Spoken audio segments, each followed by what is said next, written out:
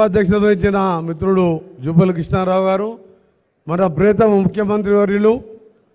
ఇంత మంచి కార్యక్రమాన్ని ఏర్పాటు చేసి పద్మవిభూషణ్ అవార్డులకు అలాగే పద్మ అవార్డులకు కార్యక్రమానికి ముఖ్య అతిథిగా విచ్చేసిన రేవంత్ రెడ్డి గారికి, నా సహచర మంత్రివర్యులు అలాగే గౌరవ ఉప ముఖ్యమంత్రి వర్యులు బట్టి విక్రమార్క గారు, పొంగులేటి శ్రీనివాసరెడ్డి గారికి, శాంతి కుమార్ చీఫ్ సెక్రటరీ గారికి, ముఖ్యంగా ఈరోజు తెలుగు జాతి తెలుగు ప్రజలందరూ గర్వించే విధంగా పద్మవిభూషణ్ అవార్డులు అందుకుంటున్న గౌరవ మాజీ ఉపరాష్ట్రపతి వారు తెలుగుదనానికి తెలుగు ఉట్టిపడే విధంగా మచ్చలేని రాజకీయ నాయకునిగా ఉపరాష్ట్రపతిగా పనిచేసిన గౌరవ వెంకయ్య నాయుడు గారికి నా పక్షాన తెలంగాణ ప్రజల పక్షాన తెలుగు ప్రజల పక్షాన వారికి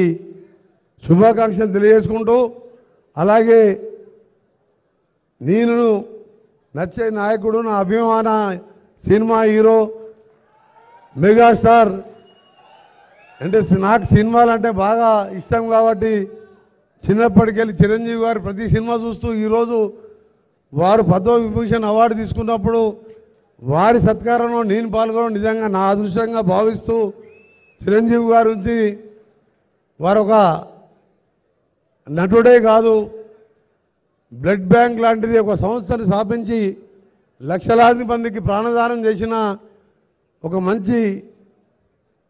నాయకుడు, మంచి యాక్టరే కాదు, ఒక మానవతావాది. వారికి కూడా శుభాకాంక్షలు తెలియజేసుకుంటూ, వెంకయ్య నాయుడు గారి గురించి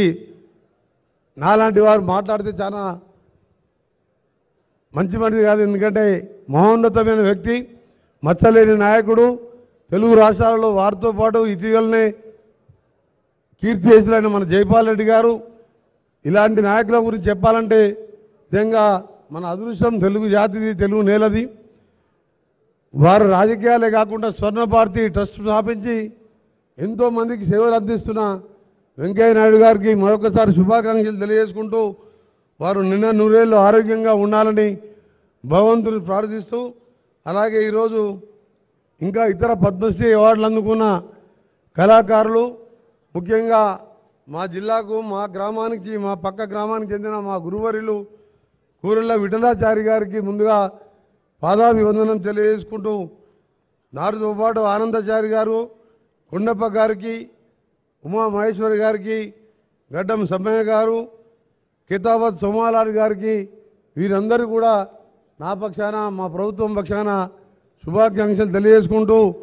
రాబో కాలంలో మా తెలంగాణ ప్రభుత్వం నూతనంగా ఏర్పడ్డ ప్రభుత్వం ఇటీవలనే మా గౌరవ ముఖ్యమంత్రి గారు అవార్డులు ఇచ్చే కార్యక్రమాన్ని గద్దర్ పేరుగా మార్చి మరొక తెలుగు సినిమా ఇండస్ట్రీని కానీ తెలుగు కళాకారులకు కానివ్వండి తెలంగాణలో ప్రోత్సహించడానికి అన్ని విధాలుగా అండగా ఉంటుందని చెప్పి సినిమాటోగ్రఫీ మంత్రిగా మీ అందరూ కూడా హామీ ఇచ్చుకుంటూ, మరొకసారి పద్మవిభూషణ్ అవార్డు తీసుకున్న గౌరవ వెంకయ్య నాయుడు గారికి, మా హీరో మా అభిమాన నాయకుడు చిరంజీవి గారికి మరొకసారి శుభాకాంక్షలు. అందరికీ నమస్కారం. Thank you very much.